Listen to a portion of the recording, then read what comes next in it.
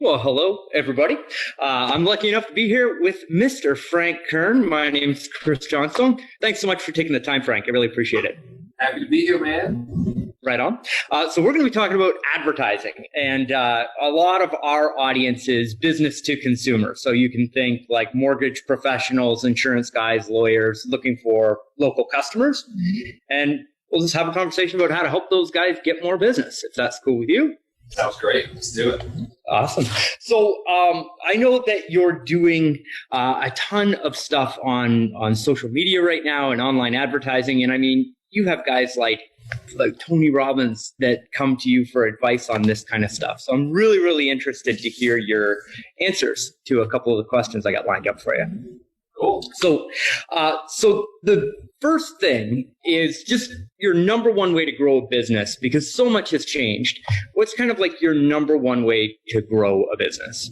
I think the most dependable way to do it and the most consistent way to do it is to learn how to turn advertising into profit. And I really want to make it clear that I'm not in the advertising selling business or anything. Yeah. You know? So it doesn't matter to me if someone's watching this goes and spends $50 billion on advertising. It's not going to come to me. So I'm not saying that with an ulterior motive in mind. It's just, I've been at it for, this is my 19th year of advising entrepreneurs on how to grow business. And if somebody can crack the code on turning cold advertising, meaning like going to complete strangers and turning them into customers and doing so at a profit, two things happen. Number one, they have a situation where they'll put $1 in to this machine, so to speak, and then they'll get more than $1 out, and they can do that consistently. But the act of doing that also has this ancillary benefit of growing the business as a brand. So more and more people become familiar with the business. So it's like this snowball effect, which is really good. So all roads point to advertising, but the trick is it has to be advertising that actually works, which in your industry, people that follow you are very lucky to come across you, because most people in mortgage, real estate, professional services, their ads don't work ever because they do them wrong, and that's a shame, but it's also a significant competitive advantage for anybody who does it right. Yeah. Oh, that's true. And what we find is that it actually gives a business the ability to scale, because so many people in our type of business depend on referrals.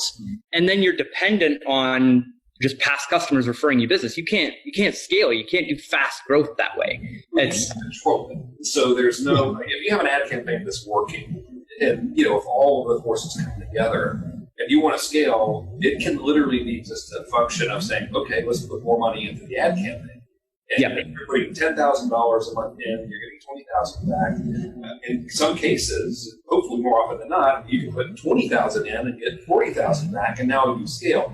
Whereas if you're depending on referrals or whatever, you're really at the mercy of someone else's agenda. And while it's great, because on the surface it seems like it's free, etc., it's nothing you have control over, and you're basically in a reactive stage all of the time. And so, yeah, I couldn't agree more. So traffic, like, putting money into advertising right now, where are you seeing as kind of like the best places to spend advertising dollars as far as like a channel? What's the best way to run those campaigns?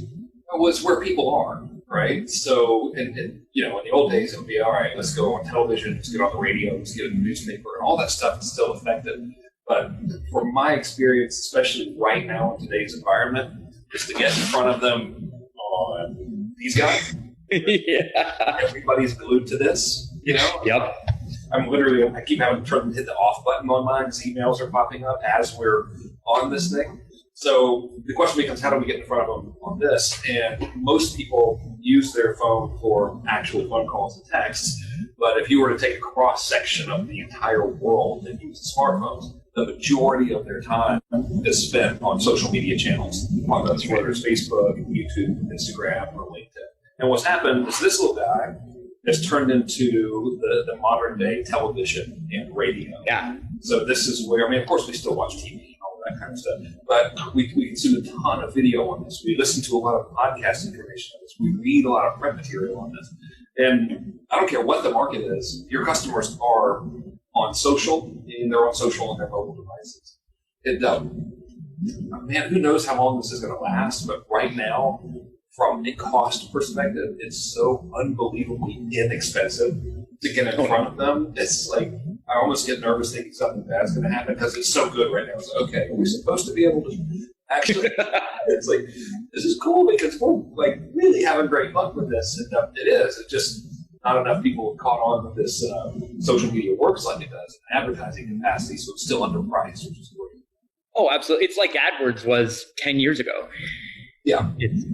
Yeah. So social media is a huge thing. So if we look at Facebook and Instagram and YouTube, what are you finding is the best pathway to the consumer right now, as far as how to attract people, how to put them into a funnel? What's kind of like your best tip for actually generating leads and customers?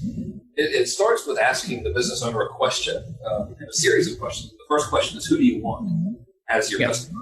Right? So when people think social media, and I fell into this trap for a long time, so I get it. We think social media is just like kids posting what they had for breakfast or whatever. Yeah.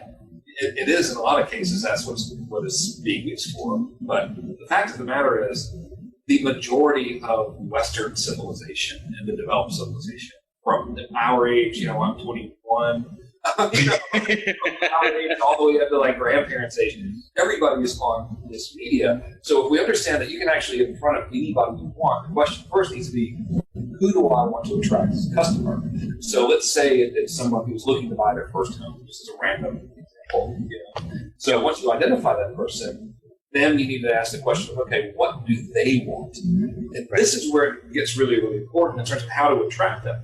Because once you know what they want, all of your media campaigns just need to be content that's showing them how to get what they want in advance. And basically saying, hey, if you want some help with this kind of stuff, we're happy to help you. Go and do this. And go and do this could be schedule an appointment with my office, or come and see us, or pick up the phone and call us. Yep. And right now, we have the ability to get in front of those people with that type of messaging so inexpensive that there's never been anything like it in history. So it's great. Yeah, it's unbelievable. So we have a campaign in the mortgage business right now that's specifically for first-time homebuyers. And what we're doing is we're showing them videos on how to check their credit, how to make sure that their credit is as good as it possibly can be so that they can get a good mortgage rate on their mortgage. And people digest that content. They like it. They share it. There's no real sales pitch behind it until after they consume the content. And it's totally transformed the way that those campaigns perform. It's unbelievable. Well, what it does is you're answering the most important question in marketing, which is, what must I demonstrate to be true for somebody to want to do business with me? Because nobody believes anybody. Like we have the best rates ever. Like that's why I was saying, in mortgage industry and banking, finance, and professional services, people who are doing it right have an unbelievably unfair advantage because most of your competition is saying, we have the lowest rates, and we've been serving, Georgia since 1971. And they're like, okay, great. That has nothing to do with what consumers thinking. So when you put a campaign out there like that, the first-time home buyer is like, oh, this person actually is helping me. Now I feel the sense of comfort and trust with them. So if you're presenting them with a, hey, schedule an appointment with us or whatever offer, when they already feel like that, of course it's going to work better. So the job becomes, well, how do we just make as many people as possible feel comfortable that we've already helped them and you're doing it, which is to show them this content that actually helps them. We always joke around and call the oldest trick in the book. Demonstrate you can help by actually helping them. That's it. But it works tremendously. It's great. So that ties into the whole intent-based branding thing. Would you mind just kind of explaining to my audience what intent-based branding is and how it kind of rolls out? Yeah. So it is the byproduct of extremely good fortune that we're all exposed to right now. So if you look at some of the biggest companies in the world, they were built from television ads.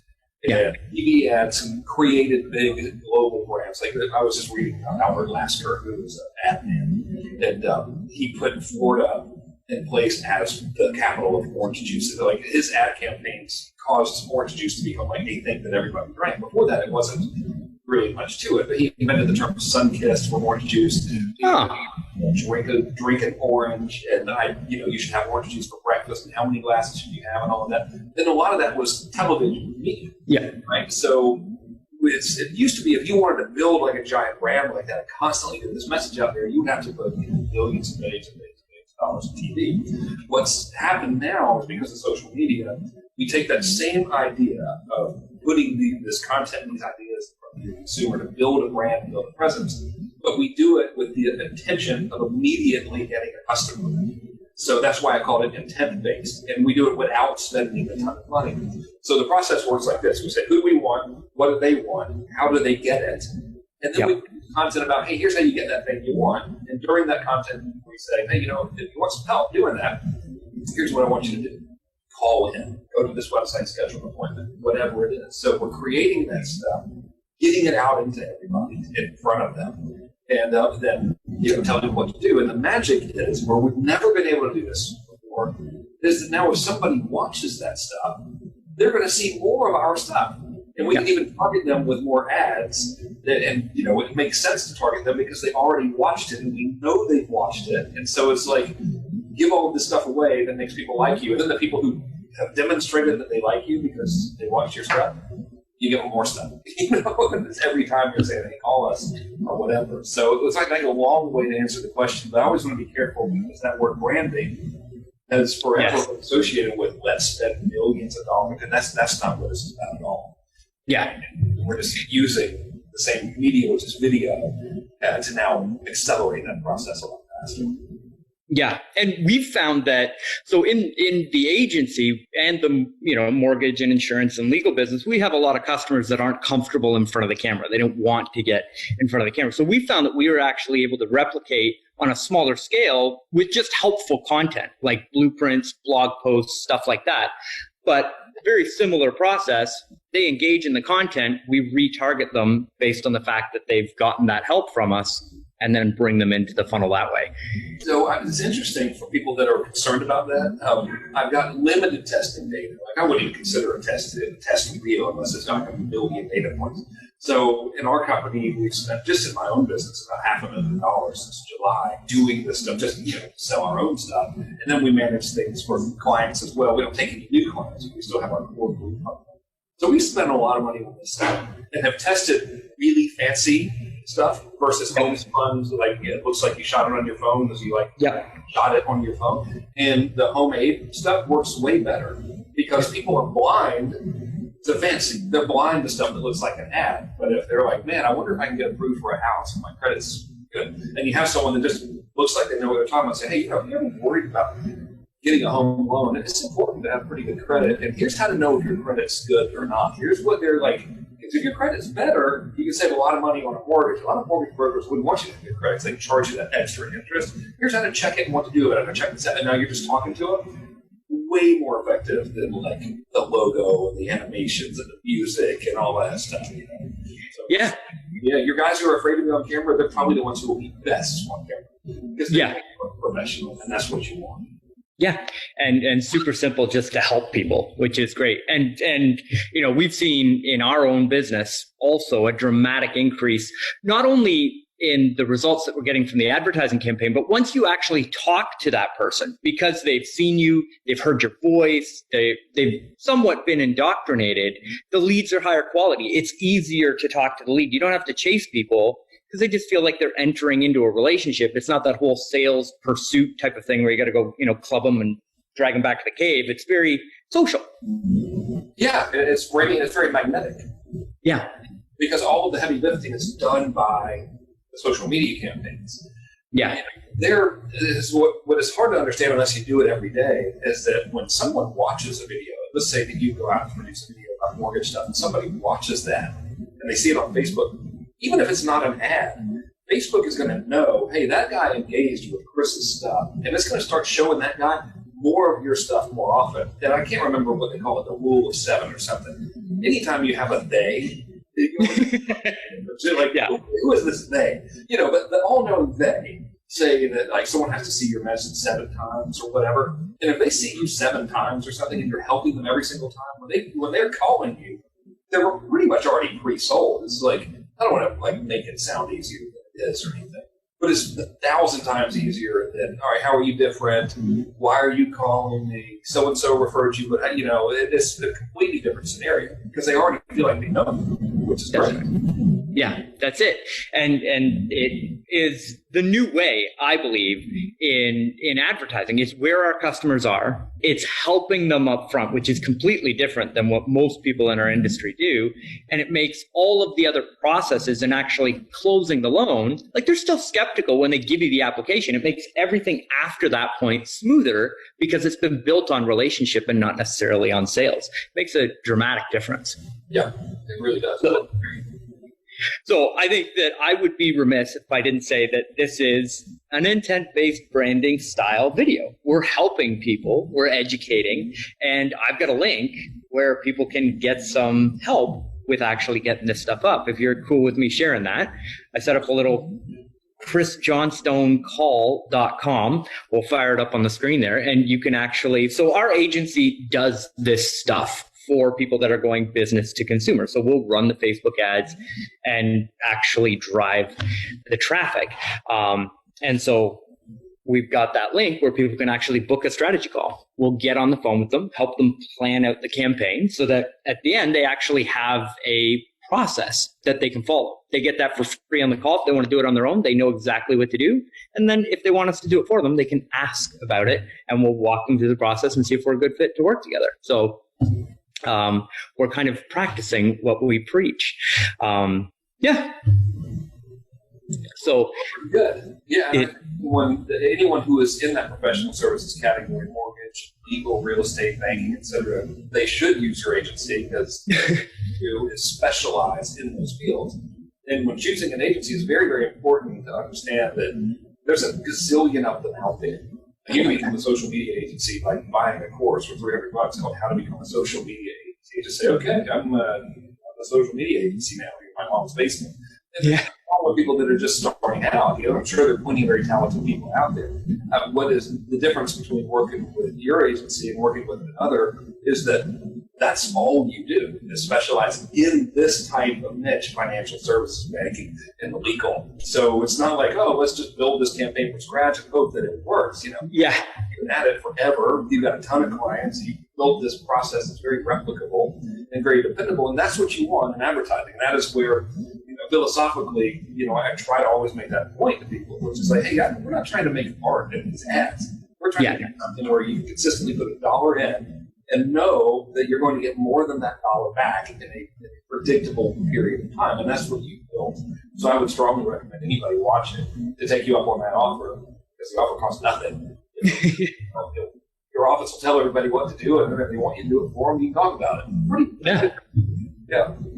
It's the old show people you can help them by helping them trick. I tell you what. Works every time. Look, Frank, I know how busy you are, and I can't thank you enough for taking the time to share with us and with our audience and help educate us more. Thank you so much for taking the time. I really appreciate it. Happy to do it. See you later, everybody. Wow. Can we talk now? Okay, and free. Yeah. That's pretty good.